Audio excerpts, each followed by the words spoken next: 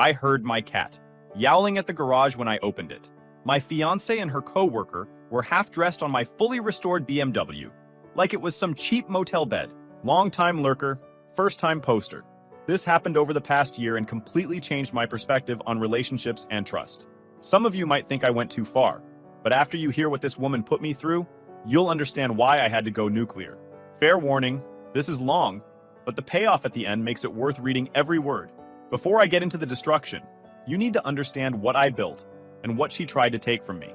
I'm 31 years old and work as a commercial real estate broker, specializing in industrial properties and warehouse developments. It took me 9 years of grinding, cold calls, and building relationships to reach senior partner level at my firm. I pull in about $260,000 annually, plus commission bonuses that can push it over $300,000 in good years.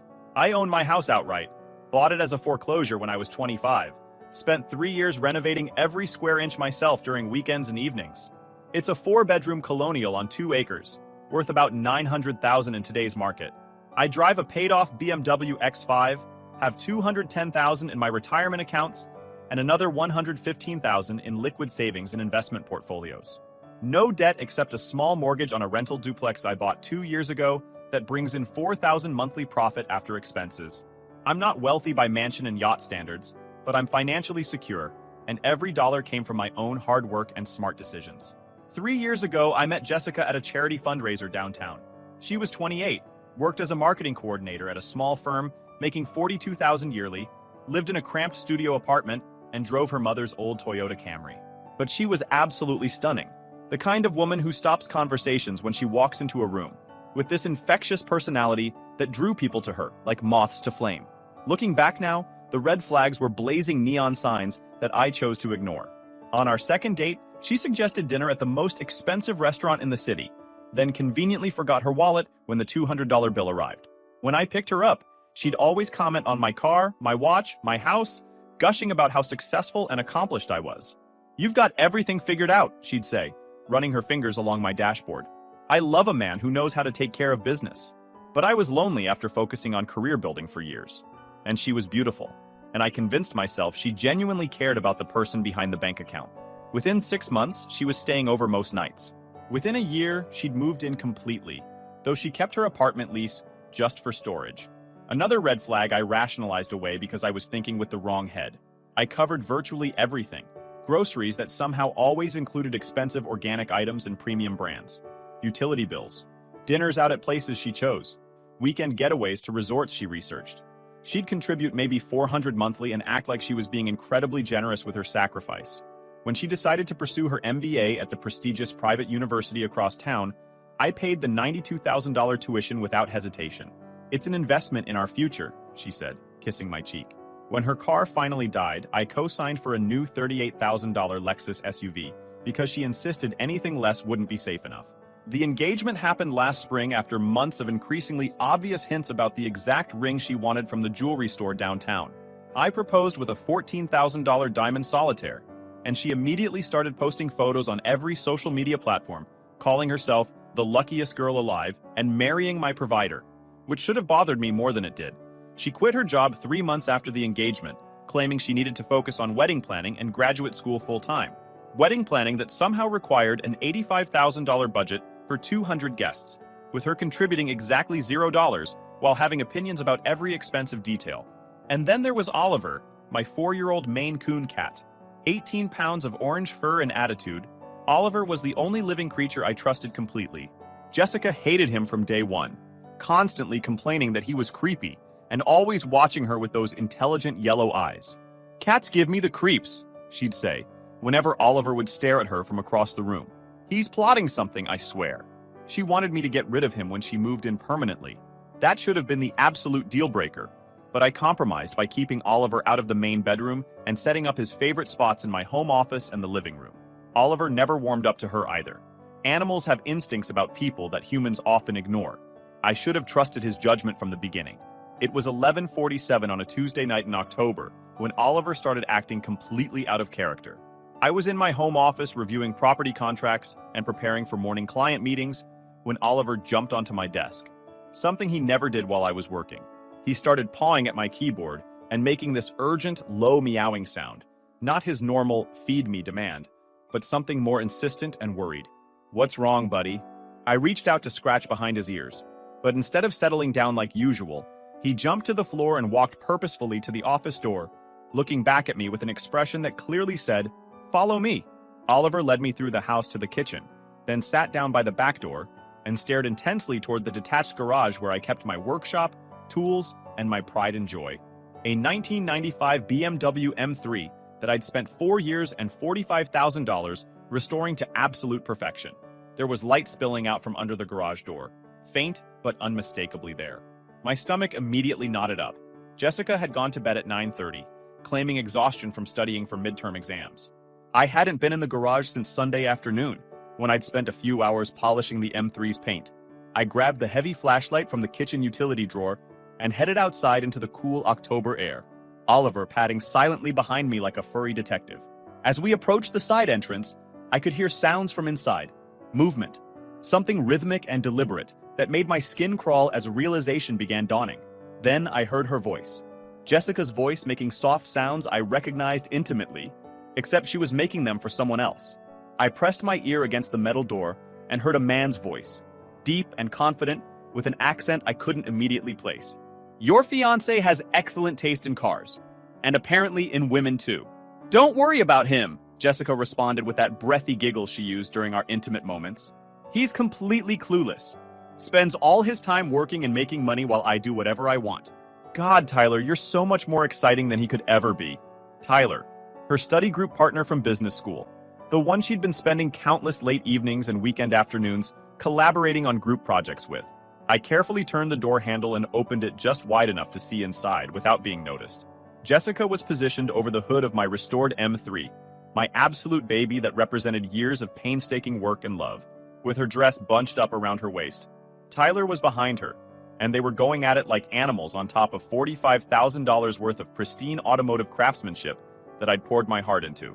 They were so absorbed in their activity that they hadn't noticed the door opening.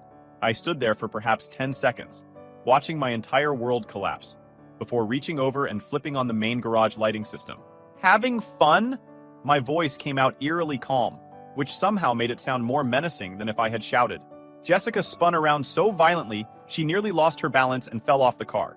Tyler jumped backward, frantically attempting to pull his pants up while looking around like a trapped animal. For about 5 seconds, nobody moved or spoke. Then something fascinating happened. Instead of shame, embarrassment, or remorse, Jessica's face transformed into pure irritation, like I was the one being unreasonable for interrupting her evening plans. "Jesus, Ryan, you scared me half to death." She smoothed down her dress casually, as if adjusting her appearance after using the bathroom. "This really isn't what it looks like." I stared at her in amazement. "Really? Because it looks exactly like you're sleeping with another man on my car in my garage." Tyler finally got his belt buckled and stepped forward, puffing out his chest in that aggressive way men do when they think intimidation might work. He was taller than me, probably spent more time at the gym, had that cocky confidence that comes from never facing real consequences for bad behavior. "Look, man, these things happen between adults," he said with a casual shrug. "Mature people can work through complicated situations." Mature people? I looked back and forth between them. Mature people don't have affairs in other people's garages. That's when Jessica revealed who she really was underneath the sweet facade. "Oh, get over yourself already," she snapped, hopping down from the car and fixing her hair like nothing significant had occurred. "We were just having some fun together. It's not like we're actually married yet, so technically I haven't broken any real commitments." Just having fun? My voice stayed level, but inside I was building towards something dangerous. On my car? In my garage? While living in my house and spending my money? She actually rolled her eyes at me. "Your house, your car, your garage, your money. God, you sound like a broken record. You're so possessive and controlling. This is exactly why I need someone like Tyler in my life. He treats me like an equal partner instead of property he owns." Tyler smirked and casually put his arm around her waist, right there in front of me like he was marking territory. "She deserves better than this, buddy. Jessica needs a real man who can actually satisfy her needs." That's when I noticed Oliver sitting calmly in the doorway, tail twitching slightly, observing everything with those remarkably intelligent yellow eyes, like he was taking mental notes. "You want to know what's going to happen now?" I said in the same calm tone. "Both of you are going to leave my garage, get off my property, and stay out of my life permanently." Jessica actually laughed out loud. Oh, please, spare me the dramatics. You think you can just throw me out like garbage? I live here, Ryan. I have established residency rights. And after everything you've put me through, dealing with your boring personality and antisocial behavior and that creepy cat always staring at me, you definitely owe me compensation. I owe you compensation? Absolutely you do. 3 years of my life completely wasted on you. Do you have any idea how many better opportunities I turned down to be with you? Tyler makes 3 times your salary and actually knows how to treat a woman with respect and excitement. Tyler nodded smugly. I told her from the beginning she was settling for less than she deserved. A woman like Jessica should be with someone who can match her energy and ambition. I looked at them standing there together, arms around each other, in my garage next to my violated car, lecturing me about what I owed them for the privilege of being stolen from and betrayed. Get out, I said quietly. Both of you. Right now. Jessica's eyes narrowed dangerously. Make me. I'm not going anywhere until we have a serious conversation about what I'm entitled to after sacrificing my career and my prime dating years for this relationship.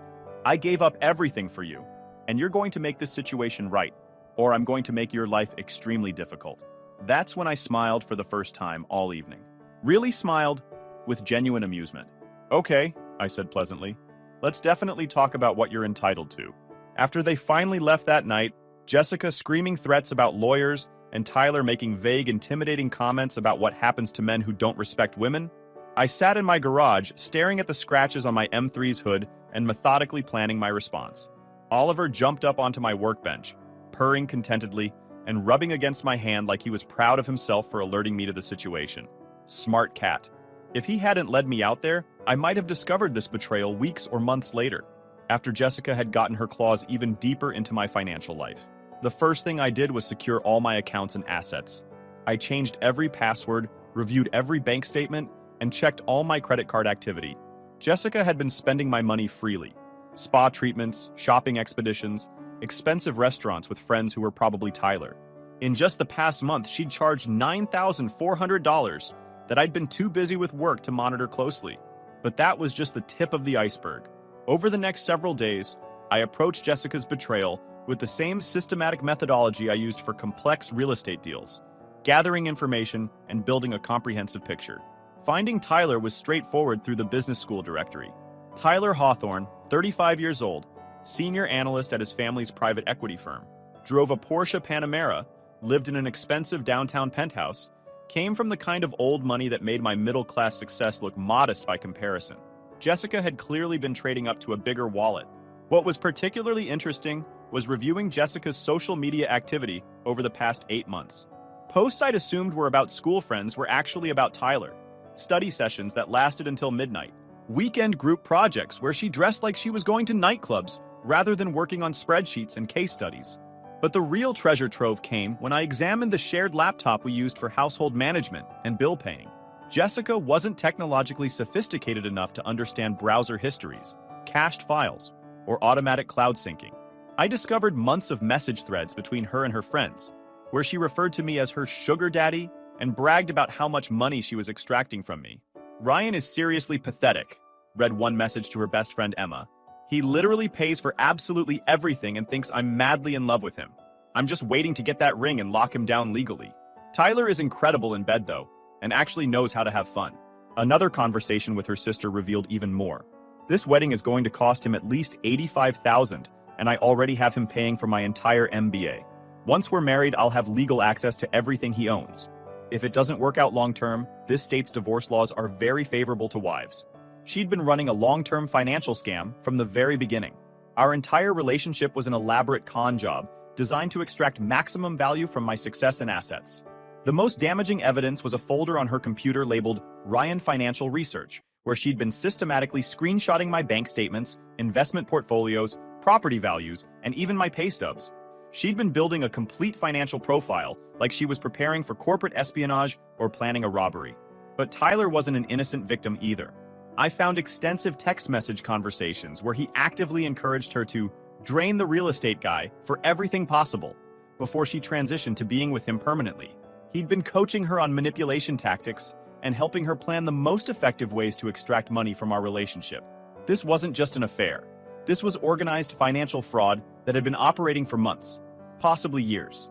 That's when I decided to destroy them both completely. My initial moves were surgical and immediate. On Thursday morning, while Jessica was at her supposed yoga class, almost certainly at Tyler's penthouse, I spent the morning with my banker and my lawyer. I transferred all my assets to new accounts Jessica had never seen. I removed her as an authorized user on every credit card.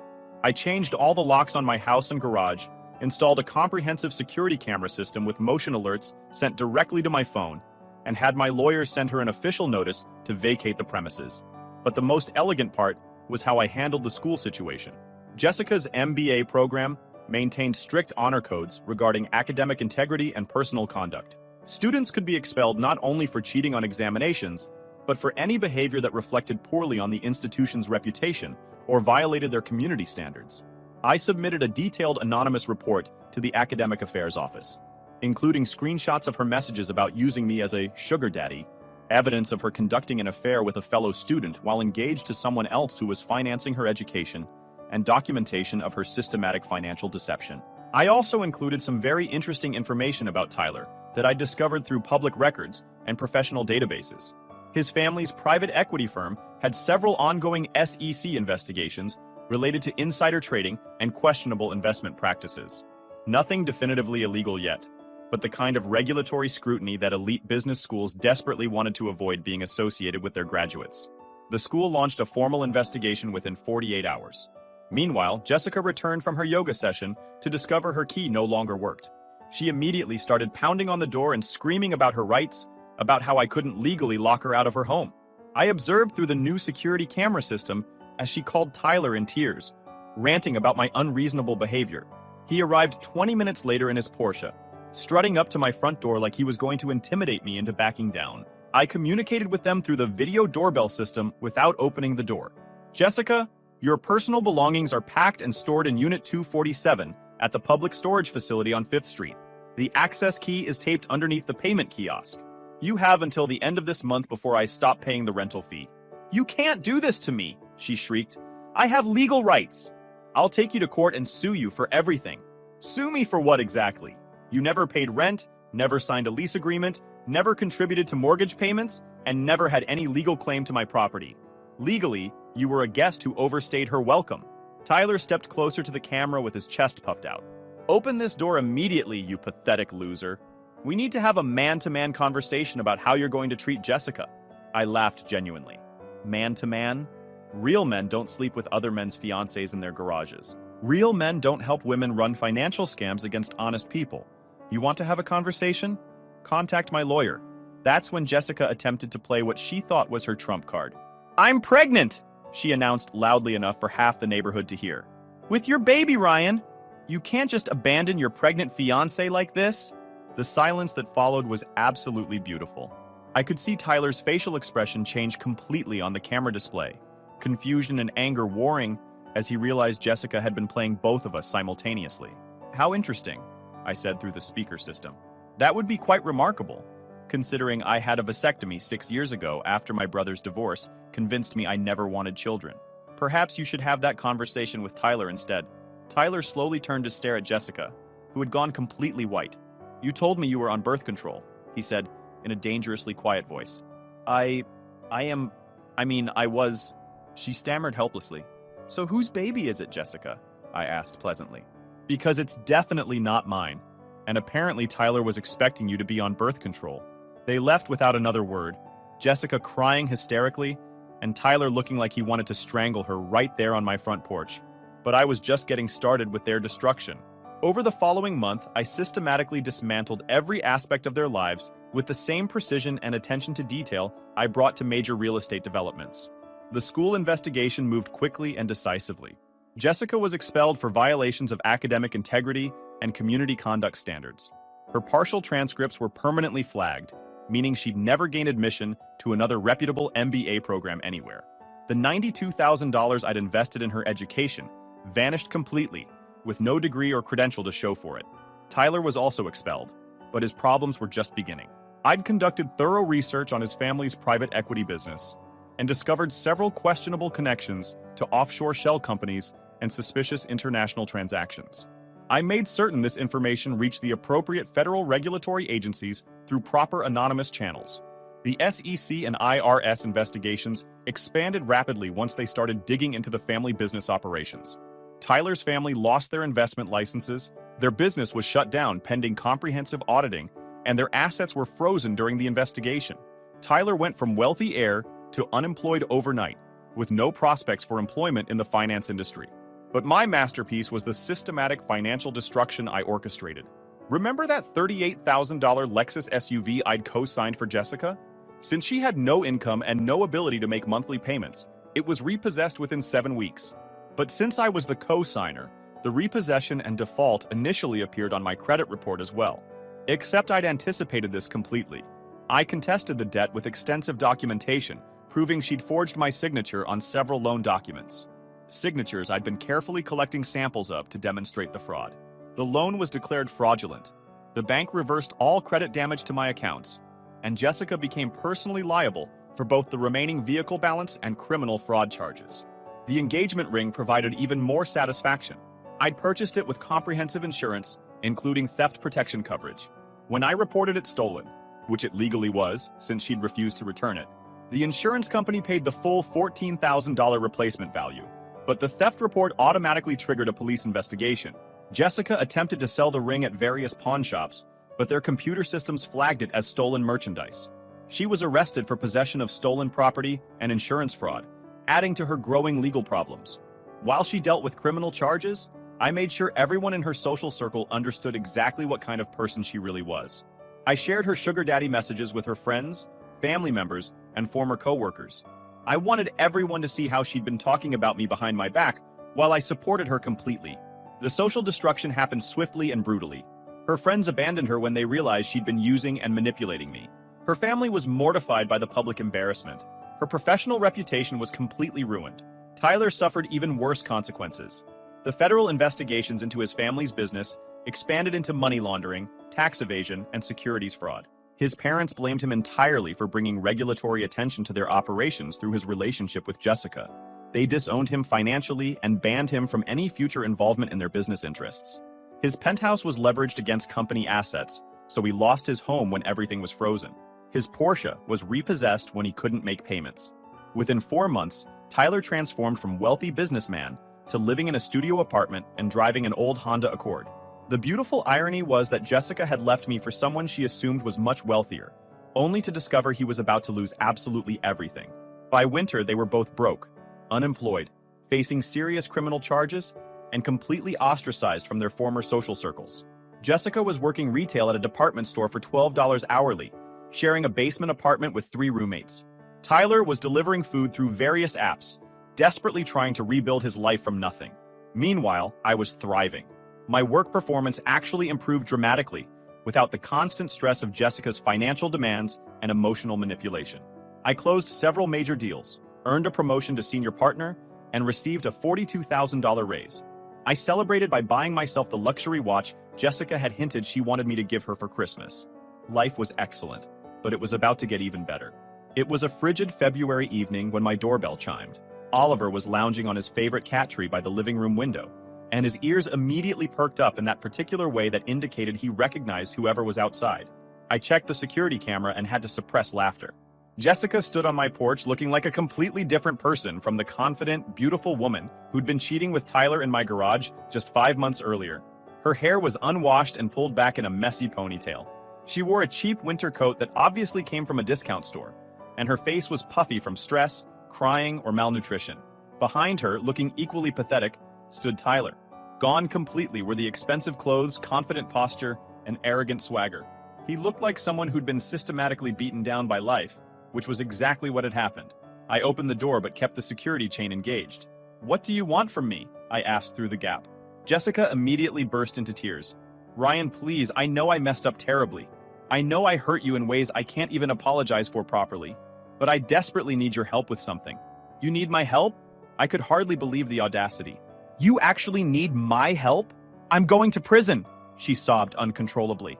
"The fraud charges, the stolen ring situation, all of it. My public defender says I'm looking at minimum 2 years, possibly more. And I just can't handle prison, Ryan. You know me better than anyone. I'm not strong enough to survive that environment." Tyler stepped forward, and I could see it physically pained him to speak. Look, I know we both screwed you over badly. What we did was completely wrong and inexcusable. But Jessica's right about not being able to handle prison. Isn't there some way you could help? Maybe drop some of the charges or put in a good word somewhere? I stared at them through the crack in my door. These two people who had systematically tried to destroy my financial life and personal happiness, now standing on my porch begging for mercy. You want me to help the woman who called me her sugar daddy behind my back? Who spent months planning to marry me just to access my assets legally? Who violated my most prized possession while I paid for her entire existence? Jessica's sobbing intensified dramatically. I was stupid and immature. I thought I wanted something different and exciting, but when Tyler lost everything, I realized what an incredible man I had with you. You're good and stable and successful, Ryan. You always took perfect care of me. I did take excellent care of you, I agreed calmly. I paid for your food, housing, transportation, education, entertainment, and every other expense in your life. I loved you genuinely, and you repaid my generosity by stealing from me and humiliating me in my own home. Tyler looked desperate and defeated. What do you want from us? We don't have any money to pay you back, but we'll find ways somehow. Do you want apologies? We're both deeply sorry for everything. Just please help us get through this. I pretended to consider their request seriously. You know what? You're absolutely right about something. I am a good man, a generous person, and I do believe strongly in helping people when they're struggling. Hope flickered in both their eyes simultaneously. So here's exactly what I'm going to do for you, I continued. I'm going to help you both learn some extremely valuable life lessons about personal accountability and facing consequences for your choices. The hope died immediately. Jessica, those fraud charges you're facing? I'm not dropping a single one. You forged my signature and stole money from me systematically, and you're going to face every legal consequence. Maybe spending time in prison will teach you not to bite the hand that feeds you. Her sobbing became almost hysterical. And Tyler, those federal charges against your family's business? I may have been the anonymous source who provided evidence to the regulatory authorities. Turns out when you help someone commit fraud against their partner, you make yourself vulnerable to investigation too. His face went completely pale. You deliberately destroyed my entire family's livelihood. No, I corrected calmly. I exposed criminals who were already breaking laws. Your family was committing fraud and tax evasion long before I reported them. I just ensured they got caught. And you? You actively helped Jessica steal from me and commit fraud. You earned everything that's happening to you. Jessica pressed her face desperately against the gap in the door. Please, Ryan, I'll do absolutely anything. I'll be your girlfriend again. I'll marry you immediately. I'll sign legal documents giving you everything I own. Just please help me avoid prison. I laughed out loud. You'll be my girlfriend again? The same woman who told her friends I was pathetic? Who said Tyler was better than me in every way? Who called me an antisocial loser behind my back? I never meant any of those horrible things, she wailed desperately. I was just trying to impress him and sound sophisticated. You're successful and intelligent and dependable. Everything any woman should want in a partner. I was confused and stupid. You were confused, I repeated thoughtfully. Right up until Tyler lost all his family money and couldn't support your lifestyle anymore. Fascinating how you only realized what a wonderful man I was after your meal ticket got permanently revoked. Tyler made one final attempt. Look, you won completely. You destroyed both our lives entirely. Isn't that sufficient revenge for what we did? I smiled at him through the crack in the door. Tyler, let me explain something important about consequences. This isn't about revenge or making you suffer for my personal satisfaction. It's about ensuring you never hurt innocent people the way you hurt me. Jessica needs to learn that actions have serious consequences, and you need to understand that helping people steal and cheat makes you equally guilty. I started closing the door, then paused. Oh, and Jessica, remember that pregnancy you claimed was mine? How did that work out? Her face completely crumbled. I lost the baby. Miscarriage in the first trimester. I'm genuinely sorry for that loss, I said, and I truly meant it. But now you understand how it feels to lose something precious and important to you. I closed the door firmly and watched through the security camera as they stood on my porch for several more minutes. Jessica kept crying and begging. Tyler kept trying different approaches to convince me to help them, but eventually they accepted defeat and walked away into the cold night. 3 months later, Jessica was sentenced to 20 months in prison. Tyler's family business was permanently shut down, and he moved across the country to live with distant relatives while YouTube just dropped this new hype feature. If you're hooked on this story, smash that hype button. It tells YouTube this video deserves to blow up, and it keeps even crazier stories coming your way.